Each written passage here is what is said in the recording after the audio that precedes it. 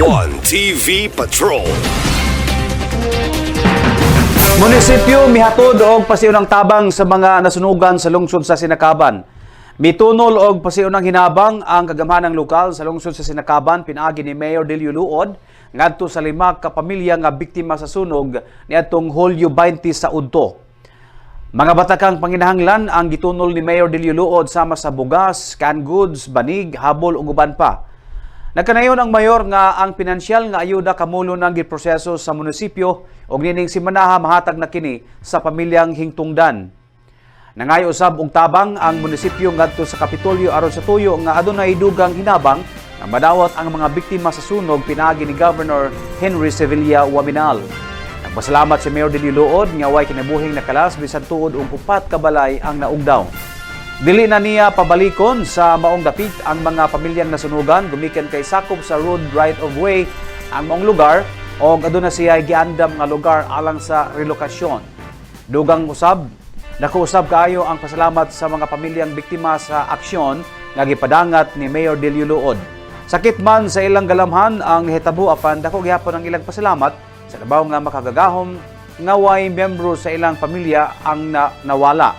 Apil sa ilang gipasalamatan, mao ang ilang mga silingan nga miakomodar kanila isip temporaryong puy-an o mga sinakabanon nga mihatod kanila og mga hinabang sama sa mga used clothing o mga food pack.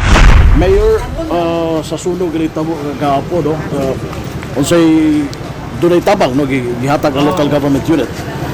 Karon ato lang yatan sila og ato lang mga pagkaon no kay pagtilisod kayo sunugan na wala bitaw on process na ang atong financial assistance para sa pagsatagsa na pamilya.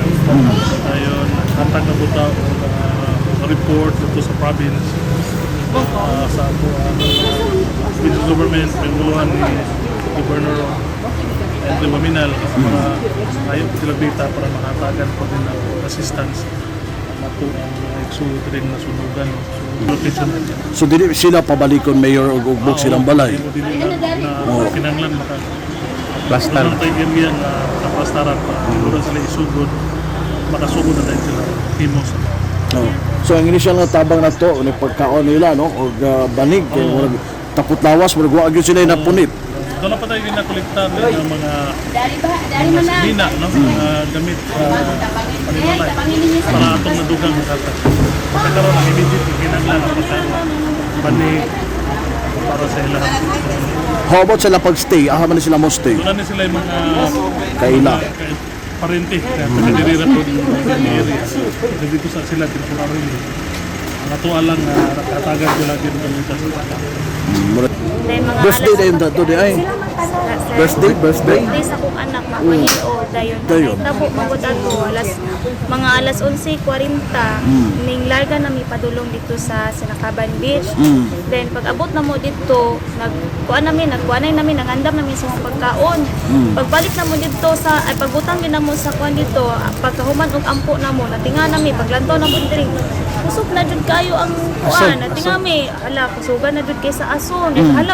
Nagdili man gini dool sa tower, way lain ani ang atuwa gining balay. Ana mao dito akong gikabalakan atong panahon ni ano ko nakasala na gitaglain aning balay Ginoo ko anak gyud ko ato panahonan wala di nagima kuan ana jud ko mo tong nanguli mi dali ato din pag ani na jud namo daw na gyud ana gyud din tulo nakita jud namo nga wala gyud nakadamay na gining laing balay ba nga wala bitaw discussion bitaw nang hitabo kay wagi gituyo ba then ang among nahitabo jud ato nga manggaling nga among gibubuan ang kuan ang among abuhan ba og tubig.